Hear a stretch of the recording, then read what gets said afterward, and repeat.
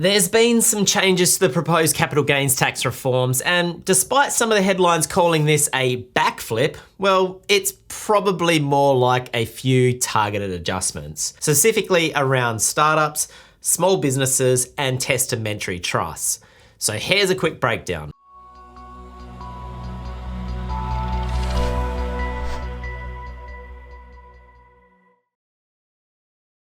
First change relates to startups and the people willing to back them, whether that's the founders building a business from scratch, employees taking equity instead of a higher salary, or investors providing that early capital needed to get the business off the ground. One of the biggest concerns raised with removing the 50% CGT discount was the potential impact that this could have on entrepreneurship, productivity, and just those people that are willing to take risks. Because when we talk about businesses, we're not just talking about someone selling an investment. We're talking about people who spend years, sometimes decades, putting their own money, time, energy into building something. They employ people, they innovate, they create new products and services, and ultimately, well, businesses play a massive role in driving the Australian economy. The concern raised with the proposed CGT changes was that they could discourage some of the people from taking those risks. Now the government has responded by making adjustments aimed at protecting people who are taking genuine business risk. So let's say you start a new company under the new rules. At the beginning, it might effectively be worth nothing,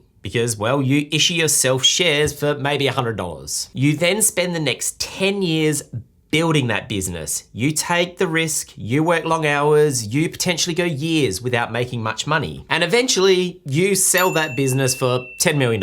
And hey, if Elon Musk can become a trillionaire, well then I have faith that you can build a business worth 10 million bucks. Now, under the proposed new rules, instead of automatically receiving the 50% CGT discount, your capital gain would generally be calculated by adjusting your cost base for inflation. And the problem is, inflation on basically nothing is still basically nothing. Increasing a $100 cost base by inflation does not make much of a difference when you're selling something for potentially millions of dollars. And this is where the startups created a unique problem. Because many founders, early investors, and employees receiving equity often start with a very low base. They might be taking a genuine risk where the company could fail and they could eventually end up with nothing.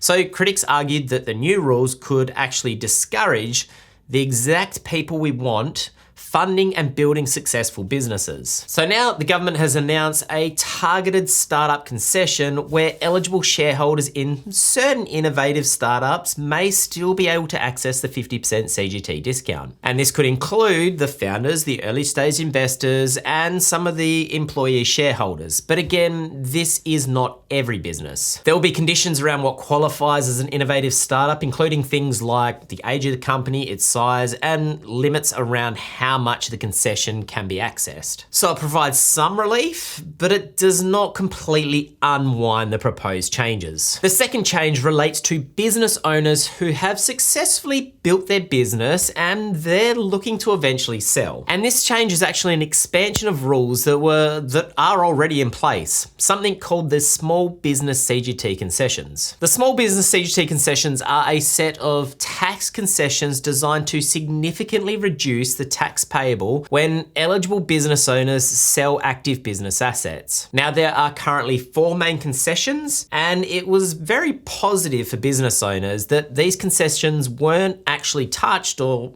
removed in the original budget announcement. But now, as part of this review, the government has actually expanded access to one of these concessions, specifically the 50% active asset reduction. Previously, one way to access this concession was through the small business turnover test, where aggregated turnover needed to be below $2 million. The new proposal is to lift that threshold to $10 million for this 50% active asset reduction. And this makes a lot of sense because this threshold has been around since 2007. And we all know $2 million back in 2007 is a lot different to $2 million today. Just as a point of additional clarification, these small business CGT concessions are separate from simply bringing back the general 50% CGT CGT discount. The 50% discount applied broadly across investments like shares, property, and business interests held for longer than 12 months. Now, the small business CGT concessions are specifically designed for eligible business owners selling active business assets. In some situations, these rules can work together,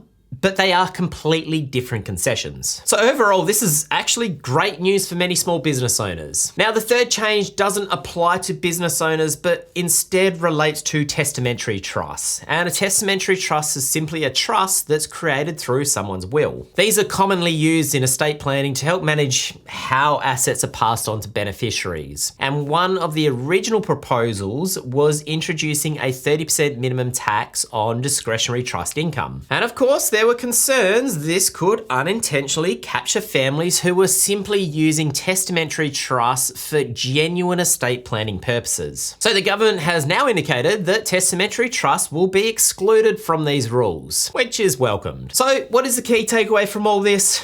Well, the proposal to move away from the current 50% CGT discount and towards an inflation-based system is still very much on the table for investment assets like shares, property, and other investments. What the government appears to be doing, though, is trying to separate those passive investment assets from areas where people are taking genuine business risk. Things like building businesses, funding startups, and passing assets through estate planning structures. Whether they've got that balance right, well, that's gonna continue to be an ongoing debate. And importantly, you need to remember, none of these changes are law yet. There is still consultation happening and the final rules could very well change again. So as always, don't make major financial decisions based on headlines. Understand what is being proposed, wait for the finer details, and make sure any decisions are based on your personal circumstances. But that's it for me today, guys. If you like this little update, then give it a thumbs up, and I will see you guys in the next one.